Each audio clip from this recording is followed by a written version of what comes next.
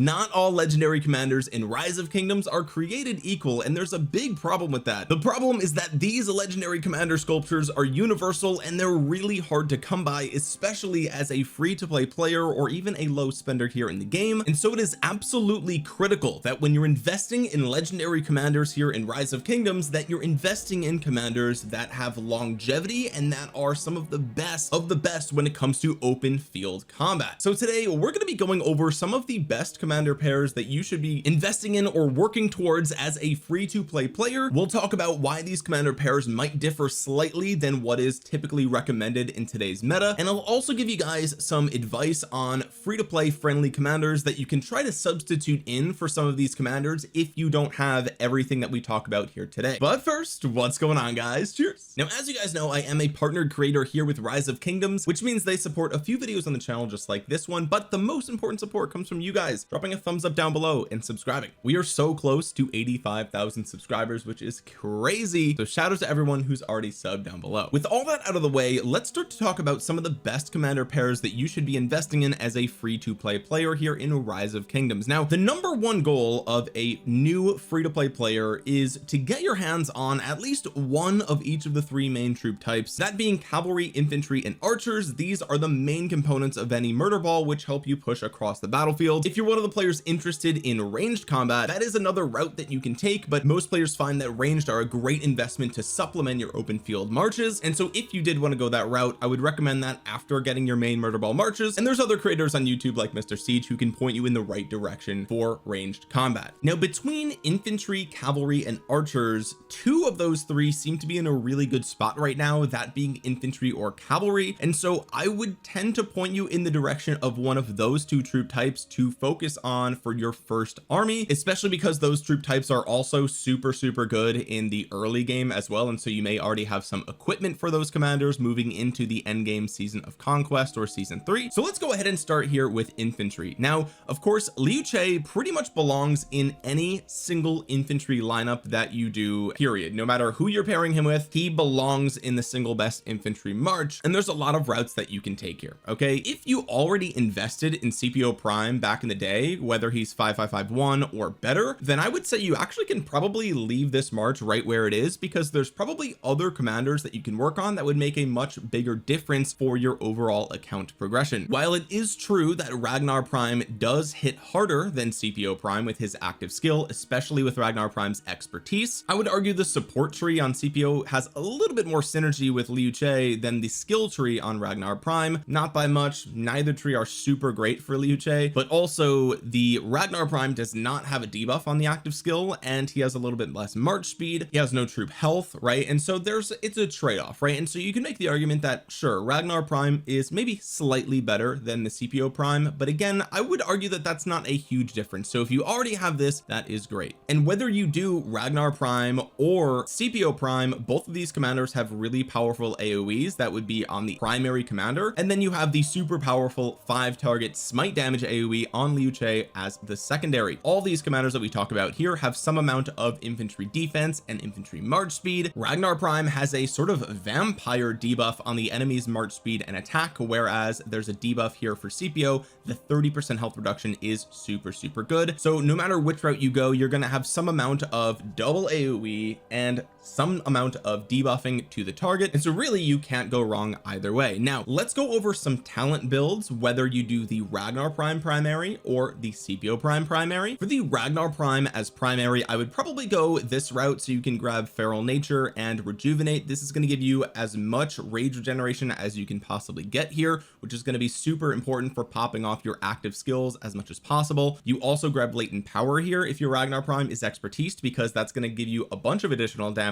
for that active skill. And then you grab all of the march speed that you can get over here in the infantry tree. You come up here for Strong of Body to get some extra health, and then you have 3 points left over, and you have a couple of things that you can invest in. For me, I put them into Double-Headed Axe, and this is because your Liu Che would do 1.5% extra normal damage, and this also bumps up your white damage every single turn, which is nice. But if you don't want to go this route, you could always invest 2 points into your infantry attack and 1 point into your infantry health here. This is going to make your, well, that's going to boost the attack is going to boost everything in terms of damage, and the health is going to make you just 1 extra point tankier. It's up to you. I would say if you're definitely going to be going with the Liu Che as secondary, I would say definitely get double-headed axe, but if you're going to be doing something like a Ragnar with CPO, then I would maybe consider something like the extra points over here, but this is really a micro optimization. As for the CPO prime as primary, I would go ahead and put 2 points into rejuvenate and 3 points into emergency protection. This is going to make you as tanky as possible while still maximizing your rage regeneration here. Then you have extra points in the infantry tree to work with compared to the skill tree. So as usual, you grab all the march speed over here with 1 point in health, you grab strong of body, and you come up here to hold the line. This is another opportunity to be a little bit tanky, and you'll also be able to grab the 1% defense,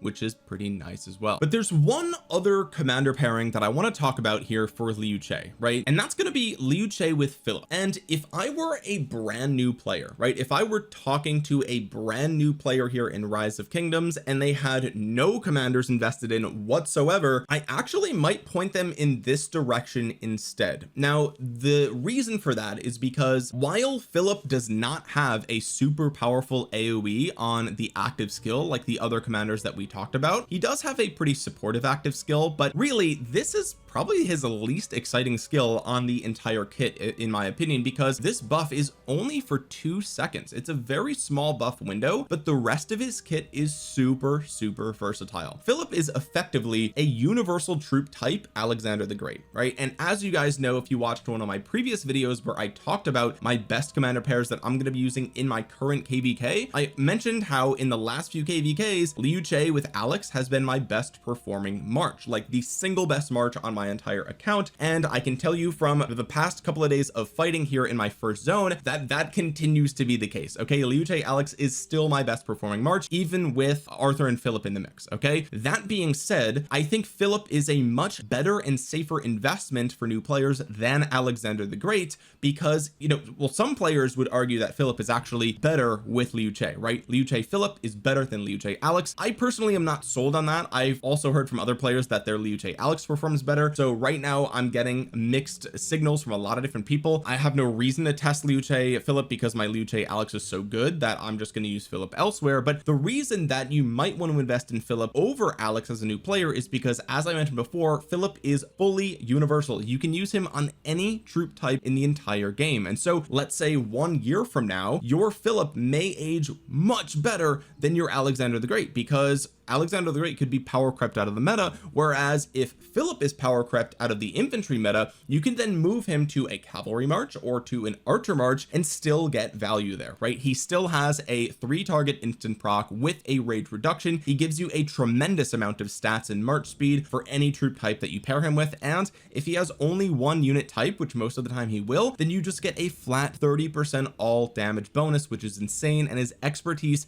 gives you a chance to cast your active skills again. Okay, so all in all, Philip is a much more versatile version of Alexander the Great, and as a brand new player, I would argue that that might be the safest single investment for infantry that you can make, because Liu Che is probably going to stay in the meta for at least another 1.5 years or longer, because he's just so absolutely dominant and powerful on the battlefield. He has everything that you want, especially if infantry continues to go in a smite damage direction. And again, Philip is just as versatile, because even if he's not good with infantry in a year from now, you just move him to another troop type and you're good to go. So that's kind of my thoughts on this, and let me give you guys my talent build for my Liu Che if I were to use him with either Philip or with Alex, and it's going to look something like this. I grabbed fight to the death. I also grabbed martial mastery, because you're not dealing that much skill damage here. I grabbed effortless, and I know a lot of players actually don't like effortless because it takes so long for it to stack up to max value, which is completely true. I completely understand that. If you are going in and out of combat and you're never losing your rage, then you can still stack effortless pretty well. But if you do find yourself dropping your rage bar over and over and over again, and you're just not great at staying in combat, and you maybe want to play it a little bit more cautious, then you could go for a build like this, where you actually max out elite soldiers and you max out everything in the infantry tree. This is going to give you the most amount of stats possible and all of the march speed that you can get, and you take a hybrid approach here for the attack tree, where you grab fight to the death,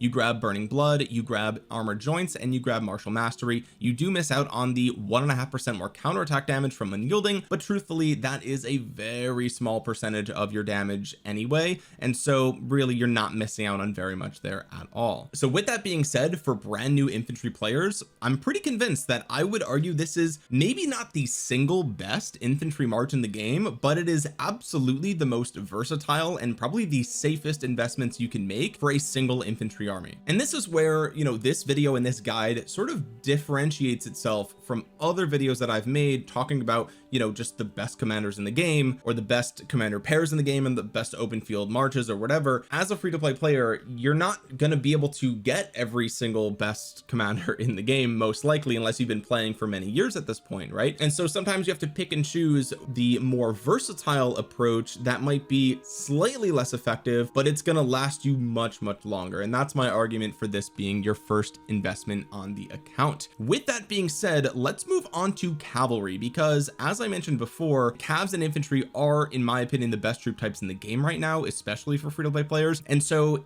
if you picked infantry first, your next one should be cavs, and vice versa. If you pick cavs first, you should do this infantry after that. But if I were building a single cavalry march in Rise of Kingdoms right now, it would probably be Huo with King Arthur. This is such a great commander pairing for a lot of different reasons. First of all, Huo as the primary hits like a truck. He also has the skill tree and cavalry tree, which is super useful. While we're here, I'll just share with you my talent build for Huo, and this is basically no matter who Huo is paired with, this is going to be the talent build. Okay, you grab Emblazoned Shield to take 12% less skill damage, which is insane. You grab Undying Fury to gain 9 extra rage every time you launch a basic attack, and then you grab Feral Nature in the skill tree along with Rejuvenate. These give you the most amount of rage regeneration possible, and it's pretty much that's pretty much it. You'll have 3 points left over. You throw them in Halberd so you can crush those larger units and you're good to go. But not only does he hit like an absolute truck, he has 40% cav attack, 15% defense, and his fourth skill, if he's expertise, gives him 35% defense, right? So 40% attack, 35% defense is an insane amount of stats. Plus he gets a 25% skill damage bonus, and when you enter combat, if you've been on the map for at least 30 seconds or have already fought in a battle, you get another 30% bonus to skill damage for 15 seconds, and you pop your active skill 150 rage sooner. So all in all, he is an open field monster, and King Arthur is the same but better, right? He has a higher damage factor than Huo, but it's also a 3 target AoE, which is actually just broken. It's just one of the strongest active skills in the entire game right now. He also gains 20% march speed, so even more march speed than Huo, another 30% attack, and 20% health, which Huo is missing. He has no health on his kit. Arthur gives him 20%. You also get 30% more skill damage with that Huo. You have a 30% chance for a rage reduction here, and the expertise is going to deal additional damage factor to the target, which is very nice. So all in all, this is like the match made in heaven right here. These two are just god tier. They are so good together. It's insane. Tremendous amount of damage factor, tremendous amount of cavalry stats, really high march speed. This kind of has it all. The only thing that would make this commander pairing better is if Huo had AoE. If that were the case, it would be probably the best commander pair in the game, like almost not even close, right? But Huo is only single target. That's the only downside here. Now, as I mentioned earlier, if you, let's say you already had the CPO Liu Che and you don't have the Philip at all, and you're trying to decide which of these two commanders to invest in, I would say invest in the Arthur first, and then you could pair Arthur with Philip, right? I've been running that in my current KVK. It's much squishier. It is much squishier because you have so much defense on the Huo that you're missing out on here, but this is a very similar commander pairing to the Liu Che Alex for sure, right? This is kind of like the cavalry version of that. It's just much more squishy, unfortunately. So that's something that I'm finding. However, as long as this march isn't targeted, it actually trades extremely well. It is very good. So once again, we find ourselves in this scenario where we have a sort of a versatile option in Philip, right? You can invest in the Philip instead of the Huo because Huo, even though he's strong right now, he is kind of just a vanilla damage dealer, right? Like there's actually not that much that's special about him besides all of his numbers being really big, and all that it would take to power creep him is another commander with slightly higher numbers, right? And so that's kind of where the Huo investment is a little bit risky right now, because he's been in the game for a while. He doesn't have a unique debuff or effect or anything like that. He's really just a pure stat stick and damage, like damage dealer, right? He's a vanilla beat stick, like I like to say, whereas Philip is a little bit of a safer investment, because again, you can use him with the infantry, you can use him with an archer, you can use him kind of anywhere. And so I would recommend going this route if you already have a set up and sort of best in slot infantry march. You could go this route instead. Again, just be very careful with this march, because if it's out of place and it gets targeted, it will get clapped. I'm warning you now. If you are going to do the Arthur primary with Philip secondary, there's two talent builds that you could try. This would be all in on damage factor. Okay, so you grab Emblazoned Shield once again, you have 3 points in Undying Fury, you have 2 points in the Halberd. Unfortunately, there's not a third point available there. And then you grab Iron and Steel from the combo tree, and you go ahead and grab A Good Day to Die. This gives you 6% more combo damage, but you take 3% more all damage. Another more conservative approach that I'm going to be trying next time I run him is actually putting 2 points into Impenetrable instead and grabbing 3 points into Halberd. This is going to let me hit archers a little bit harder than I was prior, and also it will help me a little bit under that 50% mark, right? Because again, this is a pretty squishy march, and so I do want to mitigate that as much as possible. So again, this is the safer talent build to go with, and this is the sort of max damage approach if you wanted to give it a try. With these two armies out of the way, let's talk about your archer march. And honestly, this single archer march has not changed in over a year. We're going to be talking about Yue Liang with Hermann Prime, and this is the single best archer march, and it is still performing super well for me, even in my current KVK, going up against really strong opponents. The only downside with this march is that sometimes it does struggle to get away from combat because there's no march speed on Yue Liang, but in battles where this is not the targeted march, which honestly I would say in the past year and a half, archers have been the most targeted troop type in the open field. And right now, honestly, in my current KVK, I would say that cavalry are being targeted more, and I think that's because the cavalry marches with King Arthur is like kind of like the new Yue Liang. Like he's just going to be dealing more damage, and so it is absolutely crucial to be getting King Arthur off the field. He just crushes things, right? He crushes things, and he has less tankiness, or at least less health points, than Yue Liang, and so it's a little bit easier to crush the King Arthur than it is to crush the Yue Liang. That being said, archers are still targeted a lot. I think it's kind of a knee-jerk reaction for a lot of players at this point. They just see archers and hit them, right? But I did want to give you guys that little bit of an update, that I do think that the sort of sentiment has changed a little bit in terms of what players are focusing on hitting in the open field. I think people are starting to focus more on calves than anything, and for good reason. But the Yue Liang Hermann pairing is tried and true. I still am pulling down insane reports with this march, over 400-500%, sometimes higher than that, and it's easy to understand why. It is a 5-target circular AoE with a nice debuff on Yue Liang, plus a 3-target AoE and a massive debuff on the Hermann Prime. You have the skill tree on the Yue Liang as well, which is very, very nice for both of those things. Again, as I said, you have a ton of archer health here. You also have additional AoE on the 4th skill from Yue Liang, which is crazy. You get a bonus to skill damage and a chance for archer attack, which is really, really nice. A little bit of an rage engine on the expertise here. The Hermann Prime, actually, I would argue does not need to be expertise. I know his expertise is kind of good, right? You do get extra casts of your active skill, which is nice, but you don't actually get this that often, especially because there's a 10-second cooldown here, and the 4th skill is okay, but really you're removing damage, you're taking less damage from poison targets. And honestly, the most impressive thing about this is the fact that you can inflict poison stacks with this, and honestly, whether this is at 1 or 5, you're still going to inflict 2 poison stacks. So a budget build here is 5-5-5-1. I think that's perfectly fine. You get all of the stats and march speed on the 2nd skill, and you get a nice defense reduction and AoE skill damage bonus on the 3rd skill, so you definitely want these 3. The 4th one is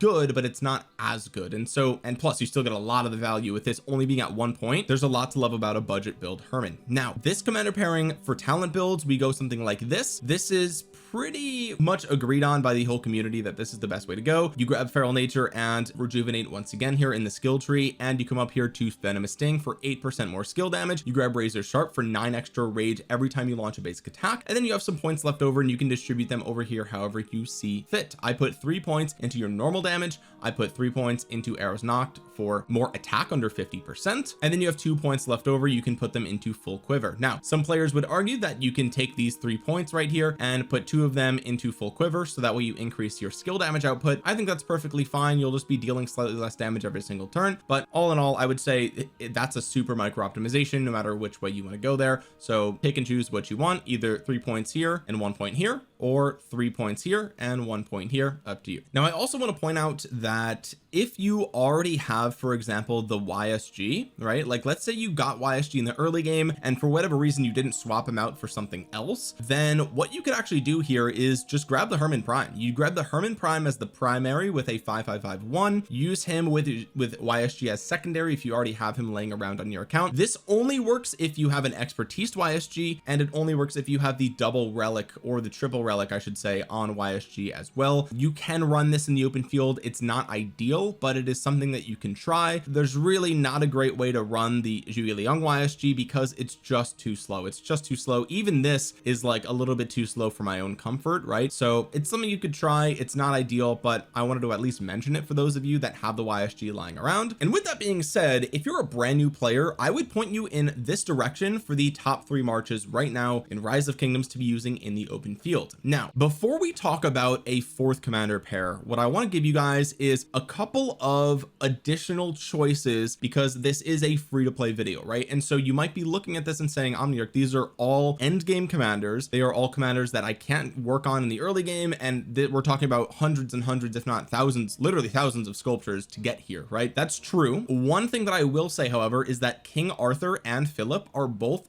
easily available in the commander swap event. You do not need to unlock any prerequisites to get both of these commanders from the commander swap event, and thus these are the prime targets for your investment in the commander swap event, right? You want to get both of these. Most likely those are going to be your 2 best options in the commander swap event, because as I mentioned before, you can literally run them together as a pair, right? And so like out of the box they work, and then later down the line you can separate them to do something like this, which is great. But even still, even if you did get both of these from the commander swap event, we're still talking about 3 expertise commanders and a 5551. That's still extremely expensive, right? Of course. So with that being said, there are a few commanders that you might have on your account that you've gotten over time for free from gold keys that you can try to swap in here to save you a little bit of sculptures, or to at least hold you over until you can make some better investments. The first commander that we're going to talk about here is Mehmed, right? Mehmed is great because just like Philip, you can kind of slap him anywhere and he works really well as a secondary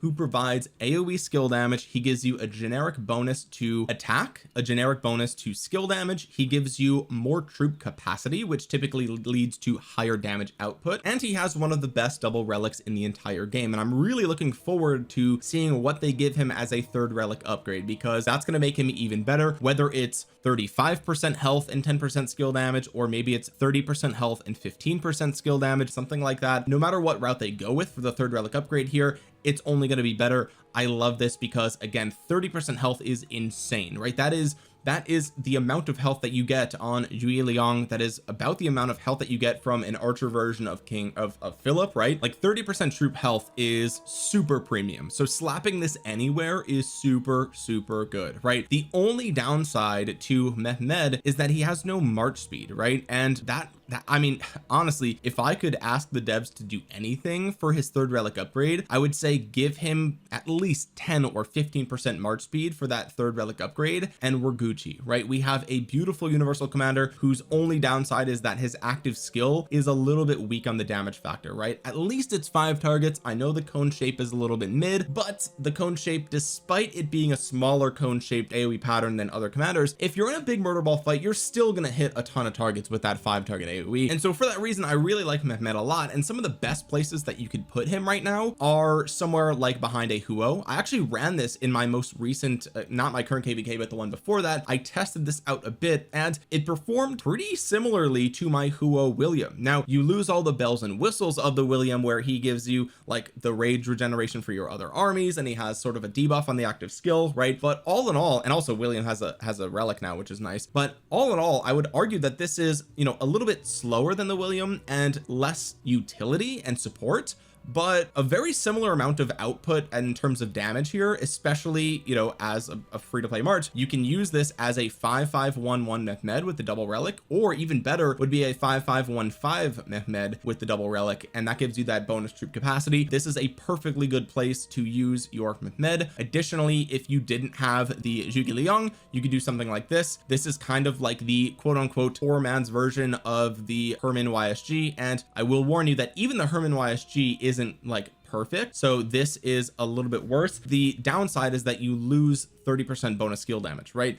He gives you 20%, YSG gives you 50%, so you lose that. You do get more skill damage on the relic here, but you also get more skill damage on the relic here, right? So it's kind of a trade-off, but also you get more health, so you're a little bit more tanky than the YSG with that health, plus you have a very stable attack bonus, but his active skill is weaker. So that's another route that you could go here. You could slap Mehmed here as well. Another route that you could go would be something like this or something like this, right? And just let me clean this up a little bit so you don't get confused, but something like this would be a great commander pairing, either as a fourth commander pairing, right? A 5551 CPO prime with a 5511 Mehmed or a 5515 Mehmed. The CPO prime gives you again that active skill, powerful AoE and debuff. He also has some attack and some health. He also has some instant proc damage. He also has some march speed, right? All this stuff is stuff that Mehmed really needs, and in turn Mehmed gives him a bunch of extra skill damage, a bunch of extra health, a little bit of troop capacity, and an additional AoE, right? So this is another great balanced build. Same thing with the Ragnar Prime. Now the Ragnar Prime is going to hit a little bit harder, but it might be a little bit slower in terms of march speed, so just keep that in mind. But this is absolutely another commander pairing that you could do if you wanted to slap Mehmed anywhere. For right now, I like him the most behind Huo, because Huo is the fastest of the commanders that we've talked about here, because he's cavalry, and so that just works really, really well. But again, you can use him with other troop types because he is universal. Another free-to-play option that you could opt for would be something like a Charles Martel. Now Charles Martel's glory days, I would say, have been dwindling a bit, but he did see a bit of a resurgence with his most recent relic upgrade. He got a third tier, which actually bumps up the attack from 35% to 50%, which is insane when you consider the fact that his skills already give him a ton of stats. And if you're lucky enough to have him expertise, which you probably won't as a free-to-play player, but if you have him expertise, he gives you 20% march speed, which is insane. If you don't, he still gives you 30% of really tanky stats here: 15% defense, 15% health, on top of 50% attack and another 10% health. Is a beautiful stat distribution to give to pretty much any single infantry commander in the game. You could slap him behind any of them and that would work really, really well. His active skill gives you a shield, which isn't that great anymore, but you get 30% all damage for 4 seconds, and if your rage cycle is fast enough, you're gonna have this up a majority of the time, which is really, really nice. His fourth skill gives you a bunch of counterattack damage, which isn't as good as it used to be, but it will definitely punish players who try to swarm you down here. And so he's a really solid commander that you can again swap in as a free-to-play player if he is 5511 or 5515. Those would be your best routes to go for him. You could slap him behind a Liu Che, strictly because, I mean, there's really no synergy here other than the fact that Liu Che is a beast and Martel gives him a bunch of generic stats that he wants, right? I mean, think about getting 50% more attack on Liu Che for his active skill and his white numbers, plus 15% defense and 25% health. I mean, it makes your Liu Che so much tankier, right? Again, if he's not expertise though, it's a bit slower, so keep that in mind. But even still, you could slap him behind somebody like Ragnar Prime. Again, there's not super synergy here other than just giving your Ragnar Prime, who's already a super powerful commander all on his own, you're giving him 50% attack, 15% defense, 25% health, a shield, and some counter attack damage, right? So you're just making him hit a little bit harder, making him a little bit tankier, and then Ragnar Prime is going to do all the heavy lifting. Same thing with perhaps the CPO Prime. You could do the same sort of thing here and just give your CPO Prime, just juice him up with a ton of stats and make him a little bit harder to swarm down, and you are good to go. Another thing that I should mention here with the sort of Liu Che Martel is that you can use Martel to pop out of your city to sort of cheeseburger, right? If you guys aren't familiar, the term cheeseburgering refers to jumping out of your city and hitting a target, and then once they start targeting you, you just run back to your city, right? And this works a little bit nicely because if they do start to swarm you a little bit, at least you get a ton of the counterattack damage to punish them back for that. Right now I would argue that this is not the best, you know, commander pairing to be cheeseburgering with. I would much rather do it with something like Liu Che Alex or Liu Che Philip. Those are great marches to cheeseburger with, but it's worth noting that I have seen some, especially some whale players, still cheeseburgering with the Martel because he's just so prickly. He hurts so much to swarm down, and if you already have decent gear and armaments, that could work really well for you. But I wanted to at least mention him here as a commander that, you know, if you're a free-to-play player, you can substitute him in some places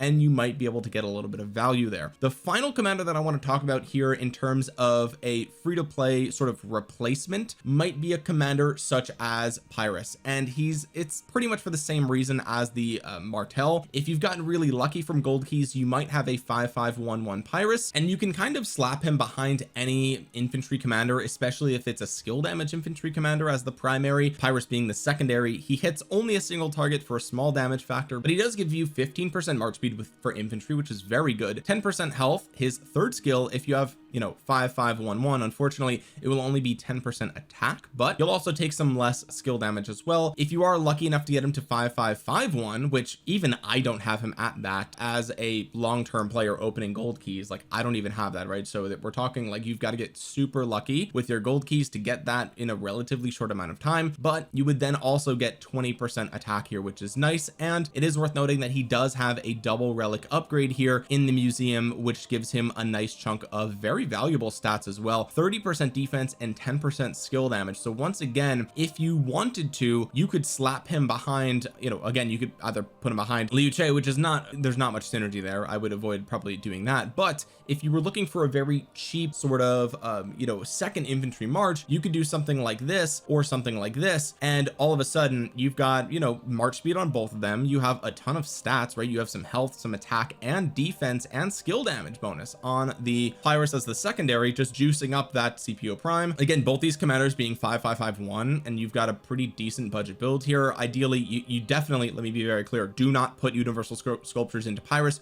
Only use him if you get him lucky from the gold keys. Okay, just gonna be abundantly clear there because his active skill is very weak, especially in the end game, but this is a route that you could go. Again, something like this would be perfectly fine as well, and just kind of juicing up that Ragnar prime. Now realistically, the Mehmed would be a little bit better here, but it would be slower, right? And also, you know, if the Mehmed is on your Huo, then you could do the Ragnar with Pyrrhus or the CPO with the Pyrrhus, and then you're good to go, right? Like technically you could do something like this, right? And like that's a pretty budget friendly commander lineup, if I do say so myself, using a lot of gold key commanders. It will not be ideal, absolutely not, right? Don't get it twisted. It will not be ideal, but you could at least try something like this if you're like really desperate and you want to flesh out another army. So keep these commanders in mind. Okay, with that being said, let's talk about a fourth commander pairing, right? And if we're going to be doing a fourth commander pairing, I would argue that it should either be an infantry pair or a cavalry pair. And right now, I'm going to be perfectly honest with you guys, one of my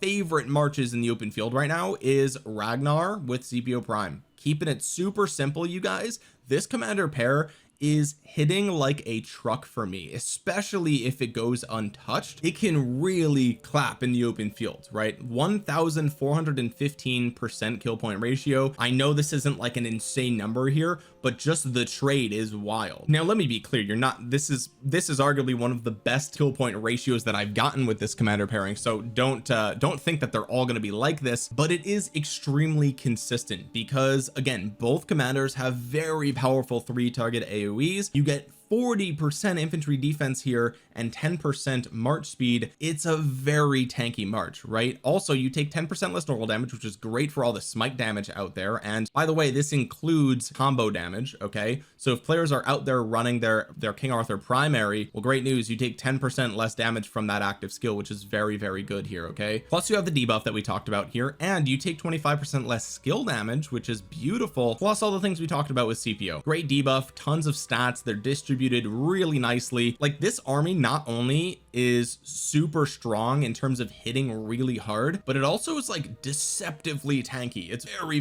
tanky. You have so much defense, so much attack, you have health here as well, 20% from the CPO prime, right? Like it's an absolutely ridiculous march that I love a ton. However, if you didn't want to run a second infantry march, then I would point you in the direction of running a second cavalry march. Okay, now let's talk about this for just a second. If you already have the Nevsky, right, and this goes without saying, and this even goes for this as a single pairing, this goes for without saying, if you have the Nevsky and you don't have the Huo, then just keep the Nevsky, just forget about the Huo. Like the difference between Nevsky and Huo, there I would say Huo does perform a little bit better in the open field, but like the Nevsky is almost as good, right? He has, it's hard to compare the two because the Nevsky kind of boosts the active skill of the secondary a bit more, whereas he loses a little bit of damage factor on his active skill, so it's a trade-off. Plus he has a better stat distribution, I would argue, slightly in terms of like having more health, but really defense is great for Cavs, so I wouldn't you know, say it's a huge difference in the stat distribution department. Plus he's a little bit faster, which is a pro and a con. That's a topic for another video, but all in all, if you have the Nevsky, just do the Nevsky Arthur. But if you're expanding to a second cavalry pair, then you've got a few options. Again, if you already have the Nevsky, then just do something like this and you're good to go. Now I have heard players argue that the Nevsky Arthur and the Huo Joan is the better way to run these, and I would probably agree with you. The reason for this being that the damage output from Nevsky is a little bit lower than on Huo, and so this gives him a huge ton of damage from the King Arthur. Plus the fourth skill on Nevsky also gives you a really nice bonus, like I just said, to skill damage for the secondary, right? We're talking about a 60% bonus to skill damage for the absolute nuke that is Arthur's active skill, 2800 to 3 targets. So this would be the more balanced way to run the two cavalry armies, in my opinion. Now if you were already rocking the Arthur Philip as a commander pairing because of the commander swap event, right, then I would point you in the direction of grabbing Huo Joan as the second one. It's tried and true. It's a very powerful active skill on both of these commanders, right? We haven't talked that much about Joan of Arc Prime in this video, but not because she's bad. She just, there's so many good cav commanders right now and so many good options, but her active skill is a 3-target AoE, which is powerful, and her fourth skill gives you 10% health and a chance to trigger it again. And by chance I mean it will guarantee trigger twice every other skill cycle, right, which is very good here. 5-5-1-5 would be the way that I would run Joan of Arc Prime in 2025. You do not need to expertise her. The third skill and the expertise are not very good, so don't worry about them really at all. So even from a budget build perspective, she's quite good, but you'll probably have to use some skill resets to get her there. However, whether you put her behind a Huo or a Nevsky or wherever in your lineup, she's going to perform really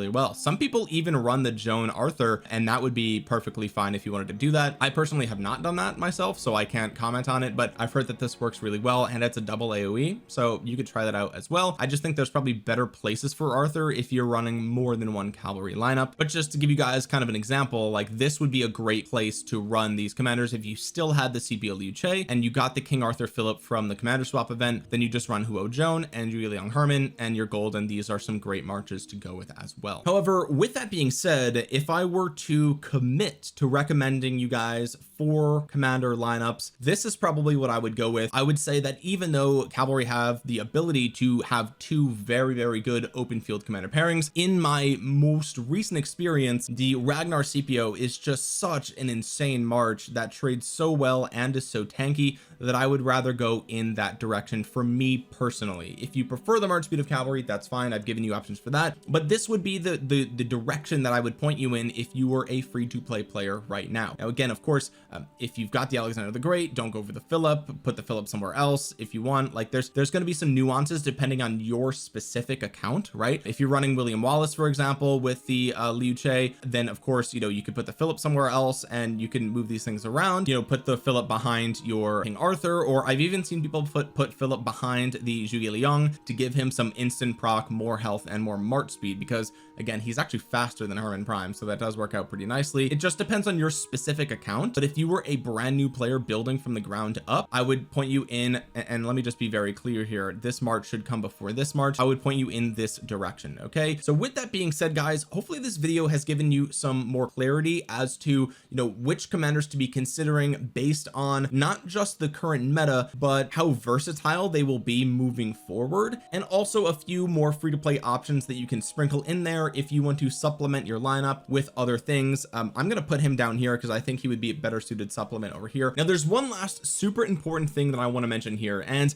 last year I made a video just like this one where at the final end of the video I mentioned that these were the 3 best armies that you should be running as a free-to-play player. And what I want to mention today, and this is very important, if you have this, okay, then the only change that I would consider making is getting Arthur. The experiment that you can run is running the Nevsky with Arthur to see how that does, and then you can run the Joan with Arthur, see how that does, and decide which of those two you want to run as a pair, and then drop the other one for a later date. Everything else here, like upgrading the CPO to a Ragnar, or dropping the CPO for a Philip or an Alex, or, you know, switching around some of the archers, those are all super micro optimizations in my opinion, right? Like replacing the CPO for William Wallace, or again putting the Alex here or the Philip here. Are they better? Probably, but I feel like the difference is so minor that you might as well continue to run the CPO Liu Che and not spend the sculptures on these commanders yet. Okay, the reason for that is because we are expecting a new infantry commander to be released, a pair of new infantry commanders to be released sometime either probably at the end of April or beginning of May, and right now we are halfway through March, so that is right around the corner. And so you don't want to be dumping, you know, hundreds of sculptures into these commanders when one of them may be power crept out of the meta entirely. So I just wanted to be very cautious here. The only change, you know, if you're a long time free to play and you had already followed last year's video, the only big change that I would make would be grabbing King Arthur and then deciding if you want to run them with Joan or if you want to run them with Nevsky, and then you're good to go. Again, later down the line, if you want to get the Huo because the next half March sucks or whatever, then go for it. But for right now, you can play it safe and just save your sculptures once you have this. Okay, but regardless, guys, hopefully this video has been useful for you, especially if you're a free to play or a low spender. If you did find it useful and you made it all the way to the end of this video, then drop a thumbs up on it. It really pushes this video out into the algorithm so other players might see it. And while you're down there, consider subscribing to the channel and clicking the bell to be notified the next time I upload a Rise of Kingdoms video. We are so close to 85,000 subscribers, which is insane. And if you made it all the way to the end, in the comment section below, let me know what you think of these commander pairings. Do you agree with my Philip analysis over the Alexander the Great? Let me know down there, and also put the crown emoji in your comment if you made it all the way to the end, so that way I know you're one of the goats. And with that being said, guys, thank you so much for watching. This has been Omniarch. I will talk to you guys again soon. Peace.